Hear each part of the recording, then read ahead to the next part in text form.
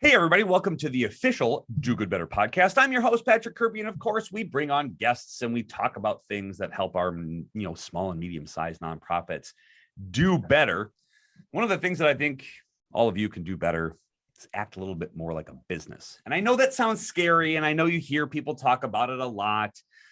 So, of course, I got someone who's going to talk a little bit in your language on how to have you embrace this kind of concept of taking some business model pieces and applying it to your nonprofit and not being super scared about doing so.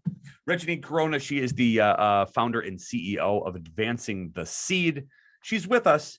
Thank you so much for being a guest on the official Do Good Better podcast. Oh, thank you, Patrick, for having me. I'm excited to be here. It's going to be a very awesome conversation. But of course, before we even get started, when people are scrolling through their Apple iTunes and they're looking at this and they're saying, this is a topic that I want to hear about, but I have no idea who this person is. Well, I want to give you the floor, give a 5,000-foot view of who you are, what you do, and why we're talking today.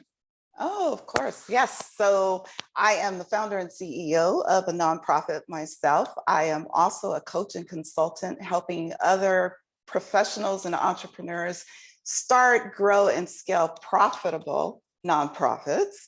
And I do a lot of work in the community, and I happen to come from a background of 25 years in information technology, and I am a total computer geek and everything related to tech.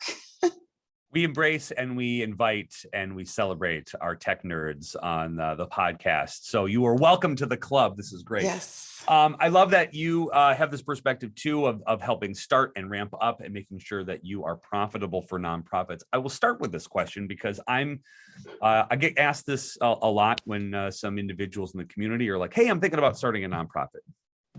And my go-to answer is, no, don't. Because usually a lot of them would have the idea of starting a nonprofit, but it's usually doubling up and somebody else is coming up with the idea. Outside of saying, please don't, because that's the business model that you are sort of helping with. But what are the first things that you ask nonprofits or people who are starting nonprofits when they first approach you about an idea or a concept or something that they're trying to help in their own community? Yeah, I think so. It's super important that people really understand not just what is driving them from an emotional standpoint, but is there truly a need? What problem are they trying to solve? What solution are they bringing to the table?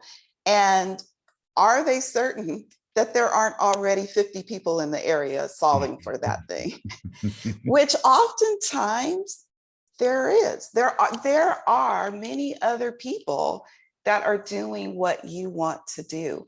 And so rather than telling people, maybe not starting the nonprofit is the thing you should do, what I do is I lead them, I try to coach them to this idea of, if this is the area that I want to be in, and these are the people that I want to serve, how can I serve in a way that's different than what's being done already?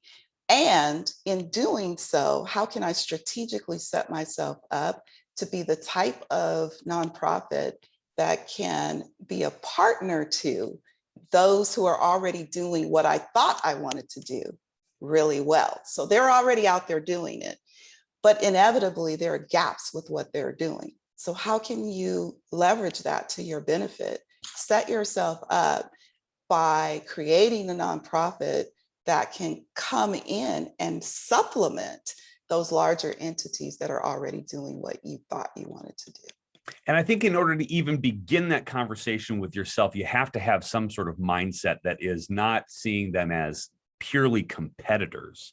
Yes. Right. You have to have that abundance mindset, because if you go into it's an us versus them scenario, you're automatically doomed, aren't you? Yes, you absolutely are. And the nonprofit space is already a space that is extremely competitive. And what I see is there's often a lot of lack mentality. So everyone's fighting for the same dollars. Everyone's fighting to do, to get attention from donors. And at the end of the day, we feel like we're at the mercy of funders and donors. And it's just this big, overwhelming burden And that's what happens. I often see people start nonprofits. They have this great heart when they start. And then you talk to them about 2 years in and they're burned out, they're overwhelmed, they're stressed. They still don't have very much money from when they started, and they haven't figured out the puzzle pieces to solve for that particular problem. That cash flow problem, that's a problem across businesses. It doesn't matter whether you're for profit or nonprofit, right? That's consistent. But in the nonprofit space, if you do things right, you can create a mixed revenue strategy that will lead to consistent cash flow month after month. And once you figure that out, then you can put that on repeat. And as a friend of mine says with one of her programs, you can win on repeat over and over again. And that's the best place to be in. If there's no money, there's no mission. You have no money, you can't concentrate on what you started for. Yes. And if you're only thinking about money, then you can't concentrate on developing programs to help those that you want to serve in the first place that got you so passionate about starting this thing. Yes. So we got to go to the business model, because that's where we need to put our brains. And so I will set the table for you, because we have to have that as a starting point. You have to have your nonprofit be business centric. The only real difference between you and another business is the tax returns you file at the end of the year, to be honest, right? Yes, absolutely. So we need to get ourselves in the business model mind. So I would love for you to kind of walk me through how you would address a nonprofit who's thinking about, okay, I need to right the ship, and I need to find a model, or I need to find a pathway forward that is a little more, business centric.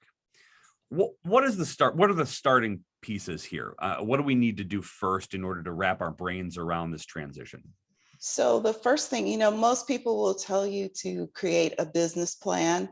And I'm sure there are people out there that I'm going to annoy with this statement, but I absolutely hate business plans unless you are going after funding, or, like a bank loan, or you're looking for VC funding. A business plan isn't going to help you. You're going to spend all this money and time to create it, and then it's going to sit on a shelf.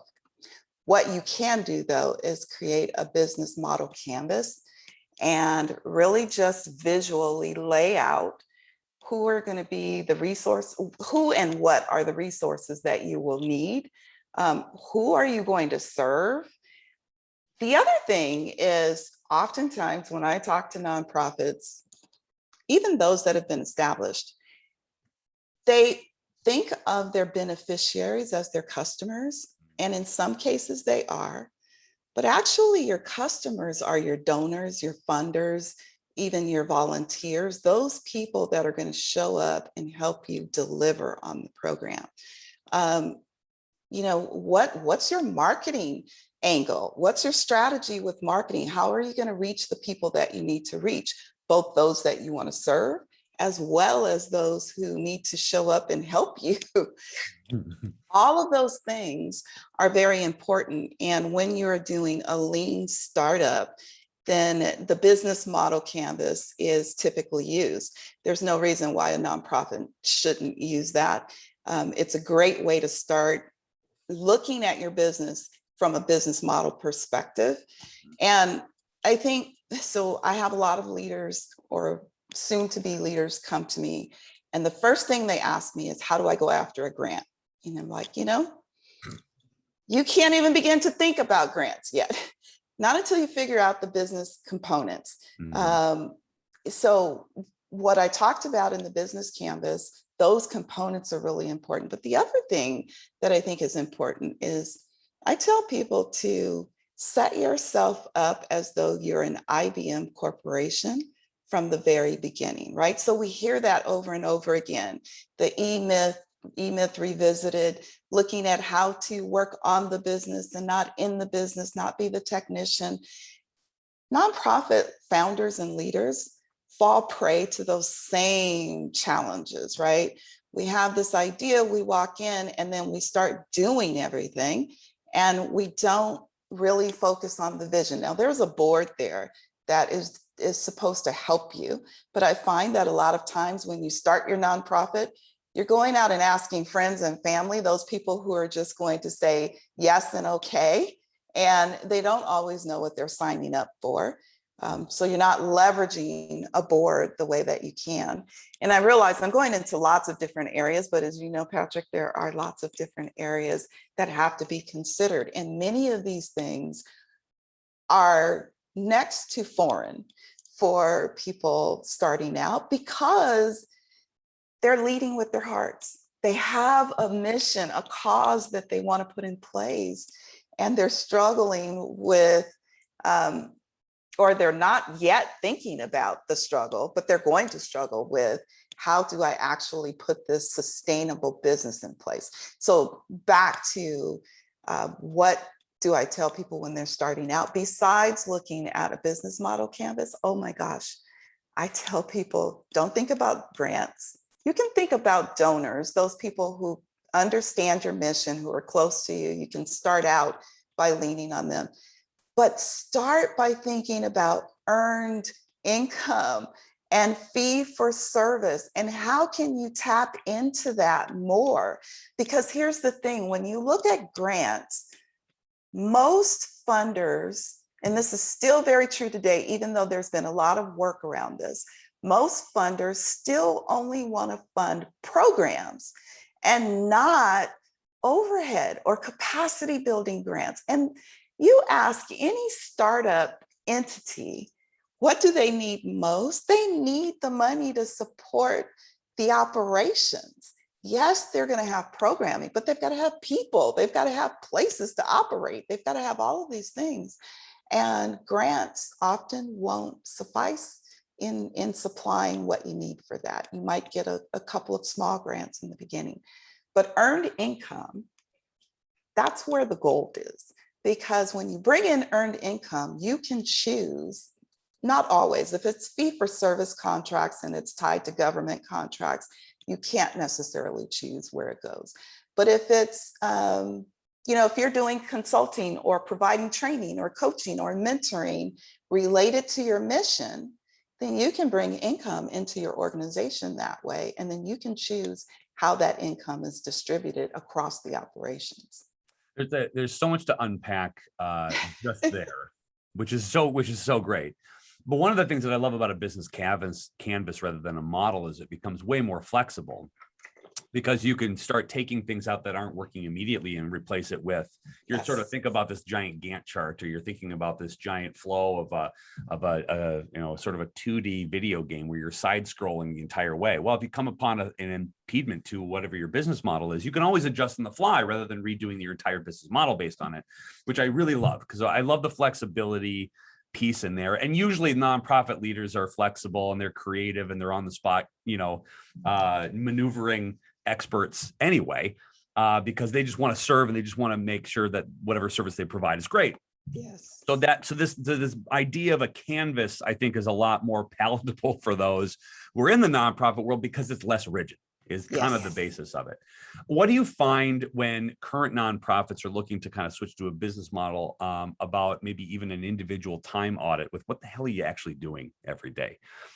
Is there a useful look to where you could spend time creating sort of business and revenue sets, but you find yourself doing, these 30 grants that are not going to be fundable at all in the first place, and you find yourself researching and doing all the things that you shouldn't be doing, so you can actually concentrate on building a business, sort of that actually makes money? Yes. So that goes back to another thing that I do think is important in a nonprofit, and that's a strategic plan. And you don't have to build out a full strategic plan initially, but you need to have an idea of what initiatives you're trying to achieve over the next, I say 3 to 5 years, because it is important to have an outlook that far out. Right. But if you can't quite see that far out, then I encourage leaders to at least do 2 to 3 years. What are you going to focus on for the next 2 to 3 years? And then once you can identify what you want to focus on, then we can begin to look at what programs you can put in place, or maybe it's just one program you're going to put in place to support that. And then what are the different areas of expertise that you're going to bring forth to support that program. And then from there, organically, we can start to look at what portions of that expertise will lend itself well to earned income. Right. And maybe it's combined with your program, but if you're serving, let's say you're serving underserved individuals and they don't have the means to pay for your program, well, you're not going to collect income from them.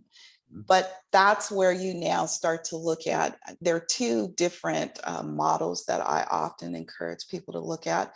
One would be, how can you take that same service and offer it to a different demographic of individuals at cost?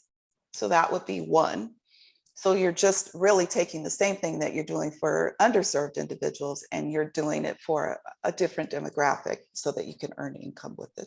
The other thing is looking at how you can parlay relationships, partnerships, and alliances that will underwrite the work.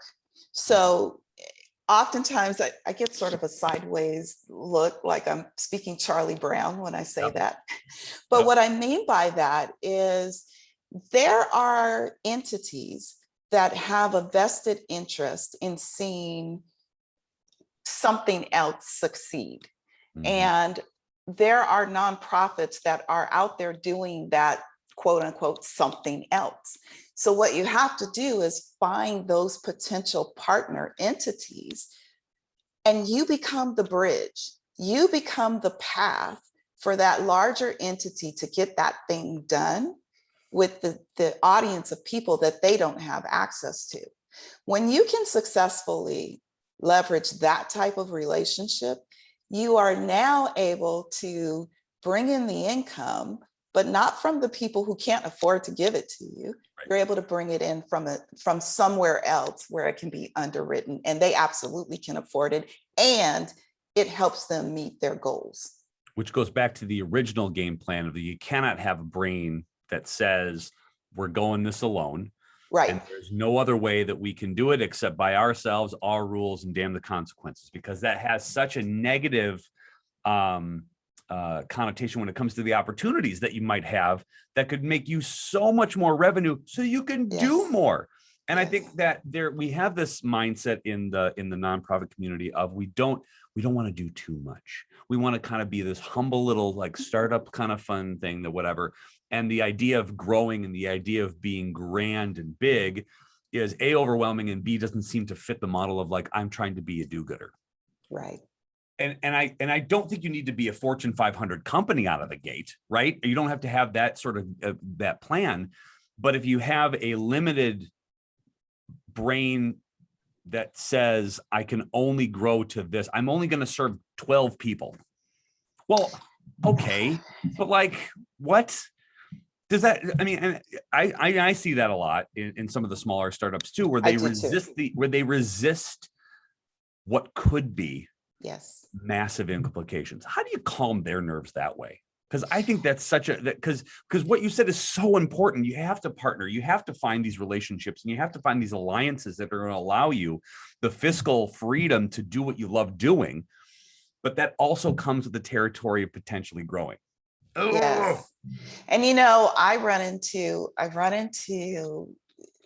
whether they're startups or they've been in the nonprofit for a little bit and they're still relatively small, I often find that this goes back to your question earlier about mindset. There are fears wrapped up in taking risks, taking greater steps.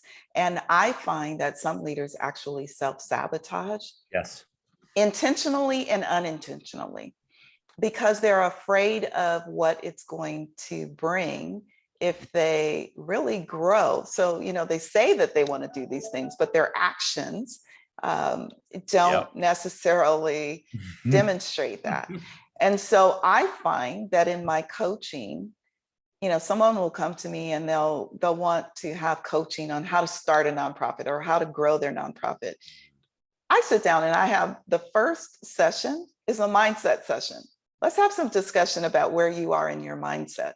If you're starting out the gate and you're already thinking lack and not abundance, then you're going to limit your ability to grow as an organization. And quite frankly, you're going to do a disservice to those who need your services and to the community around you, whatever that community may be. And ultimately, you're doing a disservice to yourself because you're limiting your ability to have what I always refer to as multiplied impact. And my life at this point is all about multiplying impact. And you can only do that with an abundance mindset. An abundance mindset doesn't mean just that you're going to go out and seek lots of money and wealth and those things. It means that you're open to the fact that you're in this cosmic evolution of things, and you're just one tiny piece of that puzzle. But when we bring lots of pieces together, so I also teach something called the collective impact model, which comes out of Stanford, right? And what we find is that draws so much more visibility, so much more funding, so many more resources to support what you're trying to do. And while you are this small entity, there's only so much you can do on your own. But when you come together with others and you stop looking at others as competition, but they're now partners, they're collaborators, you free the path to do so much more. And I talk about all of those things because it goes back to what you mentioned in the very beginning, which is an abundant mindset. When you can have that type of mindset, then you actually begin to get over the hurdles of the fear that you have, because what's wrapped up in the fear is what we're going to lose. There's lack, there's distrust. There are all of these things that really we've made them up in our minds. And some of it, truthfully, Patrick, some of it is based on maybe people have had bad experiences. I've had bad experiences. Yeah. But when those things happen, you learn from them, you get up, you dust yourself off, and you keep moving forward. You're not going to stop. I hope you aren't going to stop, because if you're going to stop, you shouldn't even be in this business. Yeah.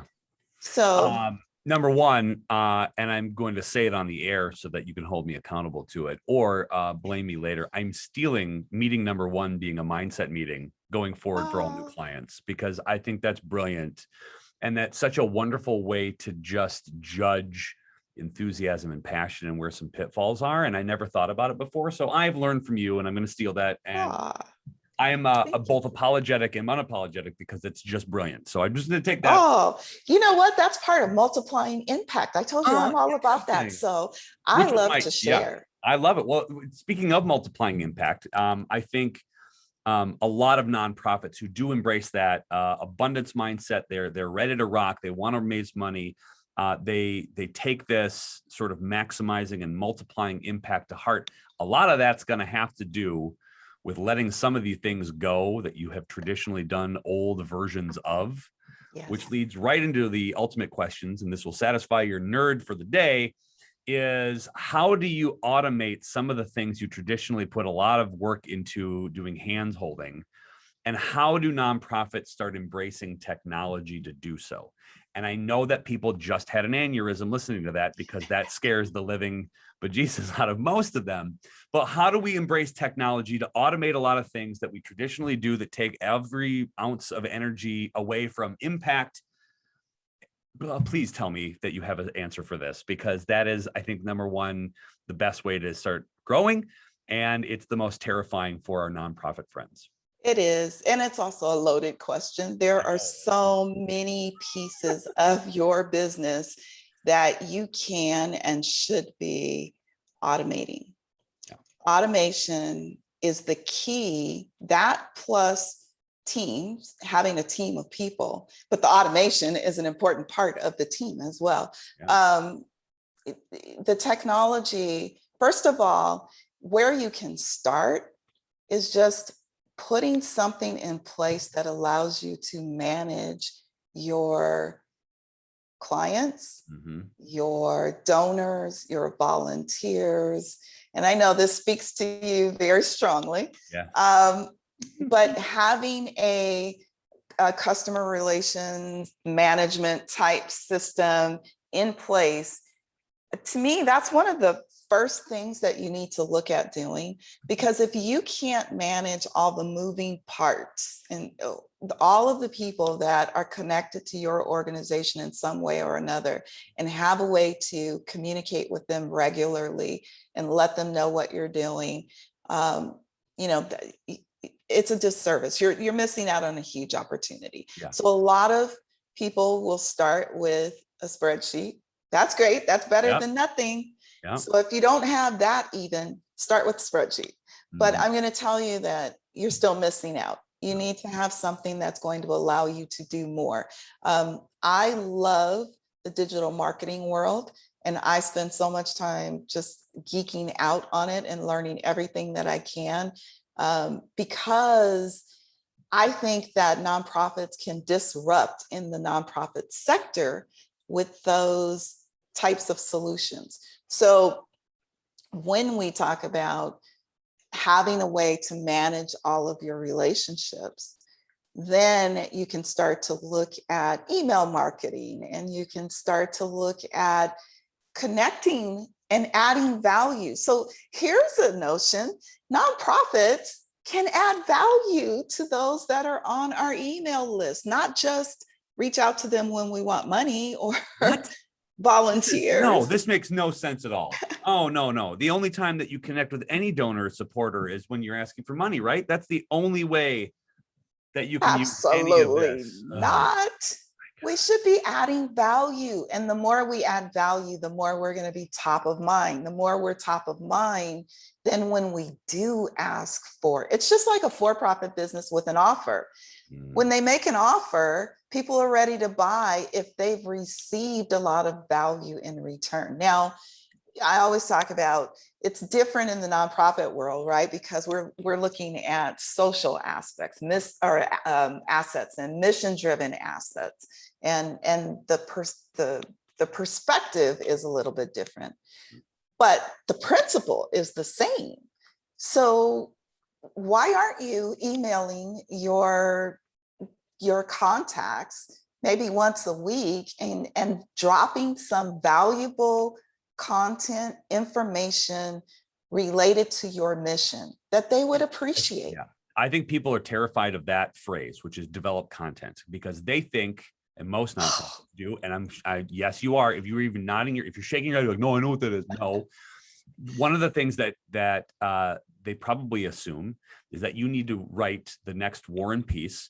You need to write and record this very highly sophisticated video with lower thirds and the rest of the things. And you need to go out on it and spend $50,000 on a really good, like, you don't need to do any of this. No. You need to teach people what you do and your purpose, and what things you find in the community that you're constantly learning, they don't know. So if they're not educated to what you know, they can't have the same sort of passion that you do about your nonprofit, which means they're not as connected as you are, and you get frustrated with them not understanding what you do in the first place. And it's as simple as explaining what you do, what your impact is, and connecting how they helped. You don't necessarily need to make an ask, but saying we got to feed 48 people, which is 6 more than we did the prior month, and we did it because of supporters like you. What that looked like was this, this, and this. And did you know that there are over 300 homeless individuals within our community that could use our help? Yes. Something along the lines like that is great content, because me as a person who donates to your organization didn't know that 4 seconds ago. Yes. Yes. It's not scary. And I when the word content comes up, you can see their eyes go, oh, I don't have a team. You don't need a team. You just need somebody who's passionate about your mission in the first place. And that is good content. Yes, I agree. I think it's also a good idea to, every time you have a thought, an idea about something, jot it down. Yes. And then I use something like Trello, which is it's Kanban board. For those of you that don't know, it's this way of tracking information. I'm just going to keep it that simple. But you can put that in a spreadsheet. You can put it in a table format, in a Word document, or a Google Doc, on your phone, in notes. Every time you think about something, or if you're reading, you see a stat and you think about, oh my, that really ties back to my mission, jot it down, because those things become the basis for your content, and it helps to ease the burden around content. Now, I love to write. I'm one of those oddballs that writing is just something. Okay, we're both oddballs. Yeah. Something that I gravitate toward. I love it. And but even someone who writes a lot has writer's block.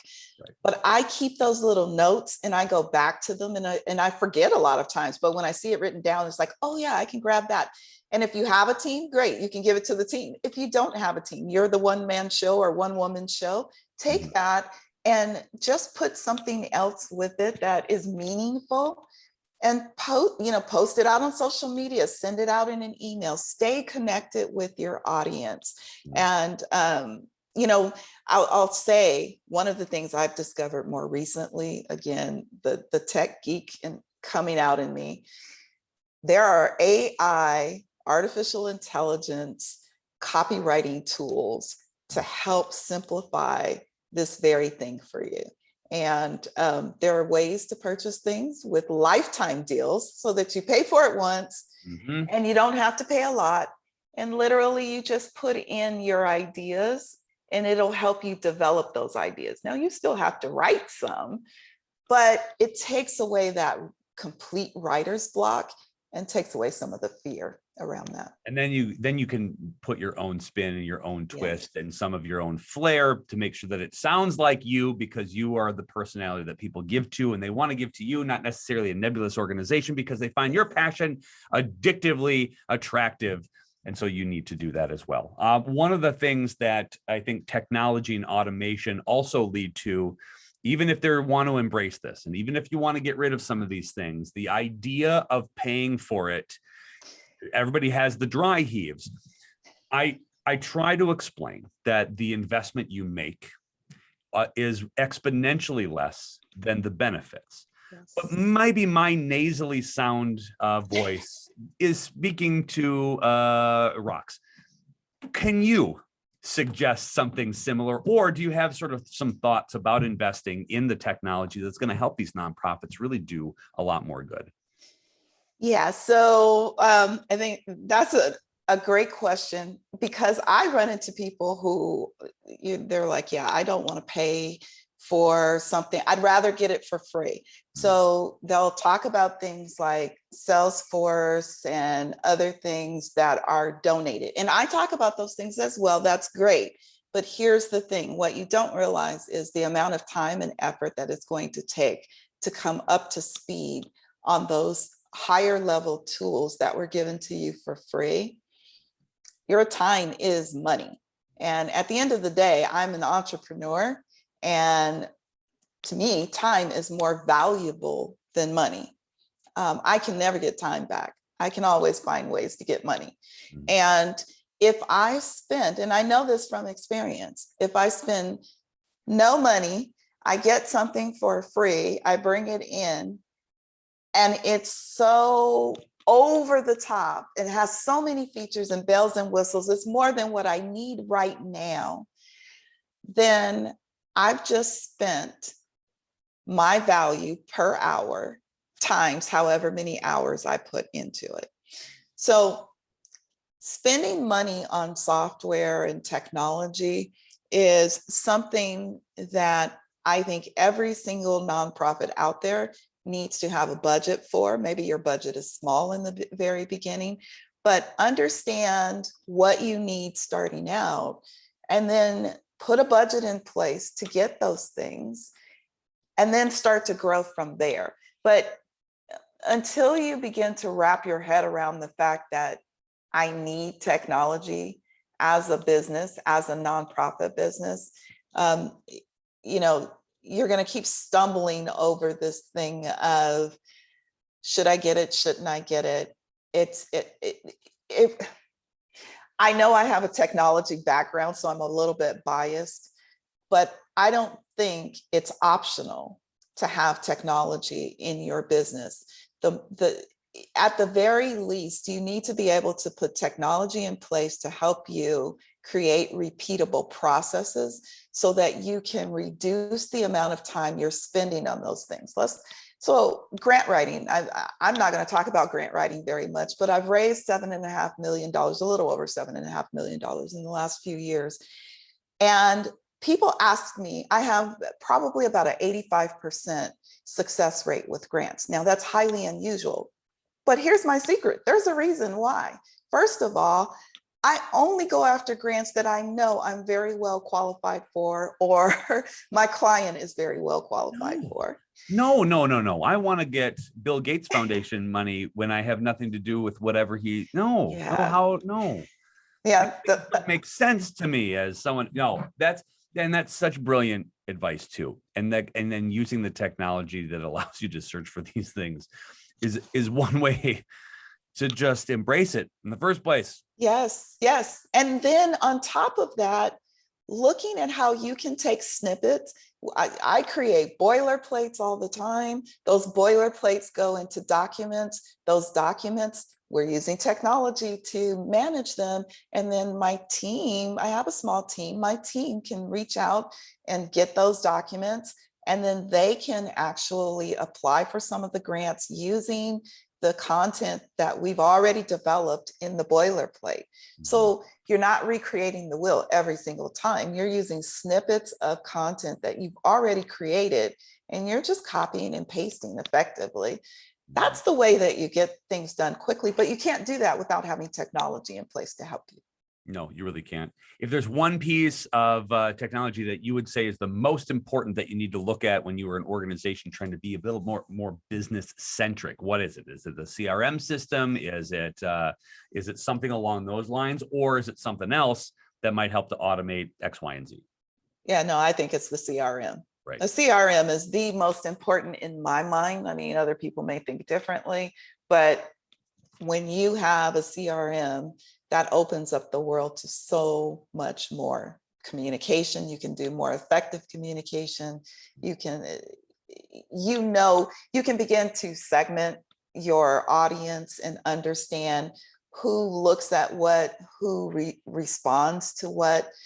There's so much you can do with the CRM. I think that's the base level. And then once you go beyond that, then there are other things that can come into play that can really help out.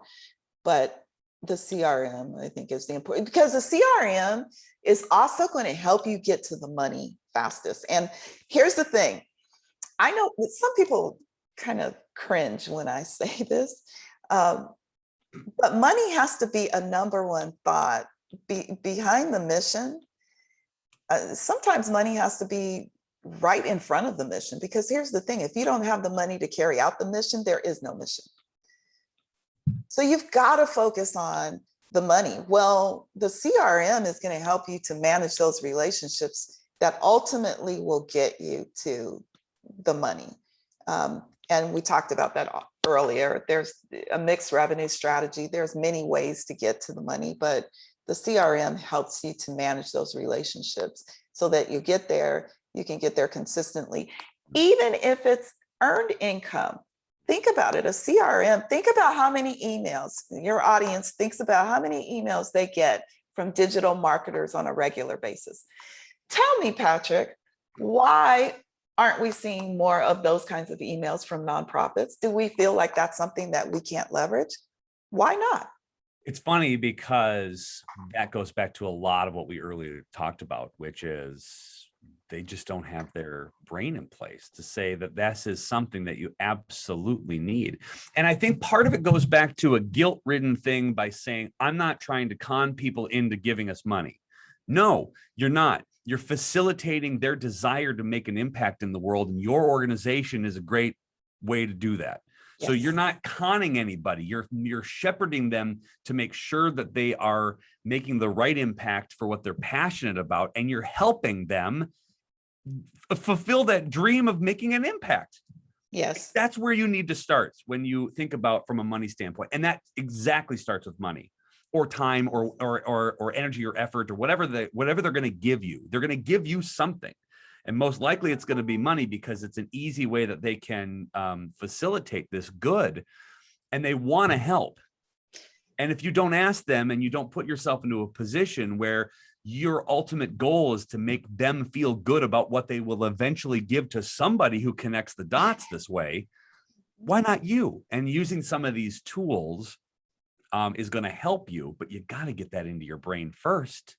Yes, absolutely. And while we're on this topic of abundance and mindset, I just want to say, for anyone in your audience that may be a founder, they've started up a nonprofit, a lot of founders they're self-funding, and they continue to self-fund, and it becomes miserable for them because they're not making an income. They're struggling. And then they start to feel like, okay, well, I need to go back. If they've come out of another business or a career, and this is their full-time thing, but they're still not making money, I think they feel like, oh, well, I should be the last consideration. I shouldn't be paid. I'll get paid when I can. Here's the thing. I'm going to tell your audience, hopefully everyone receives this well. If you are leading a nonprofit and that is your full-time gig, you deserve to be paid. Your time is valuable, and the organization wouldn't really exist without you running the day-to-day operations, because your board's not going to run it day-to-day. Your volunteers aren't going to run it. They're not going to lead it day-to-day. So you are the leader, and you deserve to get paid. But this ties back to having that business model that's going to generate consistent cash flow each month so that you can get paid. And please, please, if you are doing this, stop decreasing the value of your role in your budget so that it makes your budget look good. Stop it. Stop it.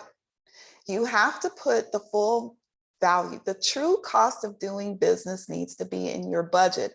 That includes your salary. Now, you may not be able to receive that full salary just yet, but that becomes part of the goal for sustainability over the next 2 to 3 years. We talked about strategic planning.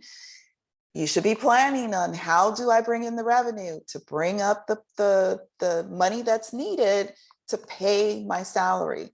But you have to have the full cost of the salary there. Otherwise, you don't know how much it costs to really do business.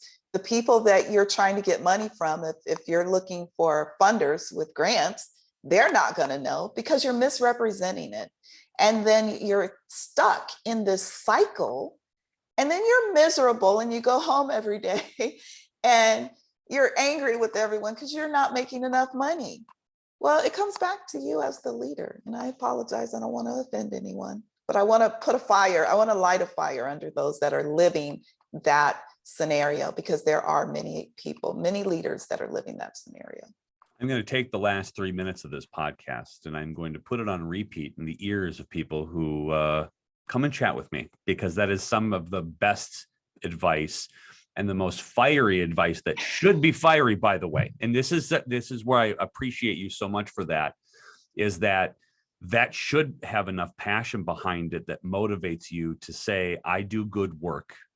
I make great impact. I deserve to be paid. And that's exactly why you have to have a business model as part of your business plan, or your canvas, however you want to say it, for your nonprofit. And there are probably people out there who are listening to this, and they've got their hands in the air, and they're looking for a way that they can go and get a hold of someone like you, or maybe you. How on earth do they connect with you to have them be helped and make their lives a lot better by making their lives and their businesses or their nonprofits a little bit more like business? How on earth do we get a hold of Regeanie Corona and Advancing the Seed? So Advancing the Seed, our handle everywhere is Advance the Seed. Our website is advancetheseed.org, but you can also find me at regeanie.com. That's regeanie.com. And the one beautiful thing about my very uniquely spelled name is that if you look me up on the internet, I'm pretty much all that you will get as a result on the first page of Google. So all of my handles on social media are Regeanie. So there are lots of ways to find me. We'll put all of those in the show notes, including links to the books that you are going to probably want to buy. And because we didn't even get time to do that, which means we're probably going to have you on again, because this is probably the best 40 minutes that I've done today of just sort of getting super excited and all excited for the nonprofit world to think differently. And I think that's what you do brilliantly. And I'm so glad and so grateful to have you on as a guest today. Thank you for being on the official Do Good Better podcast. Thank you, Patrick. It was a pleasure, and I loved chatting with you and your audience. Thank you. I'm excited for everyone to hear this, because I think it's going to light a fire, like you said, under some rear ends to get going and move in the better direction, which is a more business model. We'll have you on for sure again, because we have so much more to talk about. We haven't even scratched the surface yet. So thank you so much for being a guest. It's been awesome. Thank you.